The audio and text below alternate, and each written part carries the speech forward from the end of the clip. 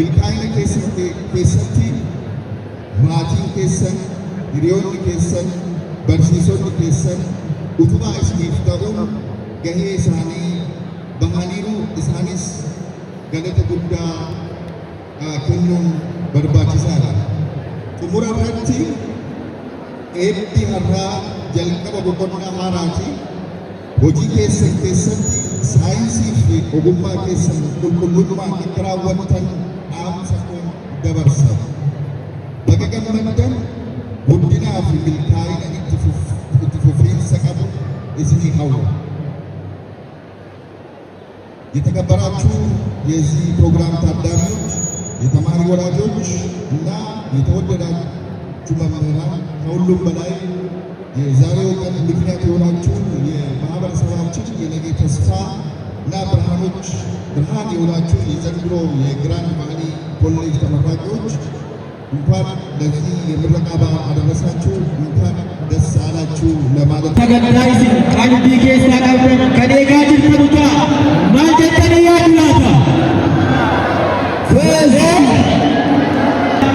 ኮሜዲያን አባ ተማም ሌሎ በረከነ ዱፉላ እስሪ ኬስ ሀቅሌ ወራል።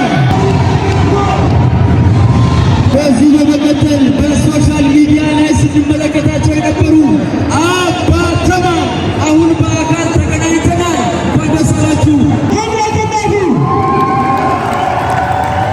Abdati farda kalama kooti gadni suni natufachuuna bagama tarajati agarsi farda yo namicha tigana hinna fesinan diran tau honni isum ikataswan ma gotuma ko beti gotuma ko dagatti akan tokko ni te tokko kabale biyasi basu beti malin yo ui binenza malin isaka di laki sodamiti laki isaka mena agarti looncu kendinqa keessatti fisaan lama leenca sagala jesse sareedha darbatu shifaa isudur badruu nufti qalaadhaan ajjeeftu maali ijoollee nama sodaachisa maal akkana guddata laa ilaaha iddata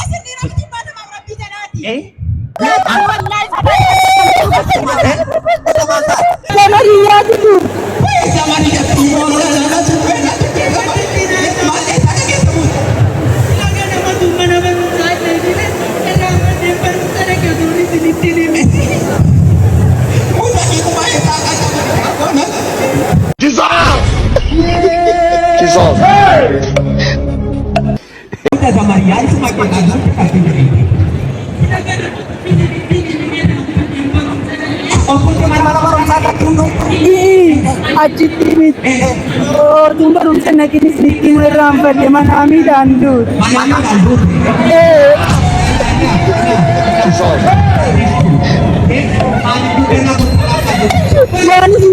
waan isin Maria sila bunyi ubi mosi. Malina gafata. Kajolde na wayi wal fuchwa te certificate. Nile kilam. Bati. Ude nubu kya pasu mautoti za Mariam uliyozo alfu fude wayu. Ijoollee ni ijoollee si wajjin baratanii ijoollee giraanti baaliitti baratanii kunoo harka kanatti bareedanii eebbifamaa jiru. Ati kutaanuma saddeet keessa fura shifaa isudur gaafa duraaf giraanti baaliitti galiisiin jennaani shifaa isudur waswaase kannaasiidhaati. Majini. Baradheeraanis beeka. Baradheera. Maal beekta gurbattiin nana giraanti baaliitti gali jennaani deebira. Ingilifuma beektaa tamarabbii jedhi. Amma ingilifaa waasi gaafadhu. Beemena gaafadha. Badidu. What is your name? Thank you very much. Ayoomina kan godhama barattee eebbifamnaan an gammada jedhee tan seega akkasuma buujalee.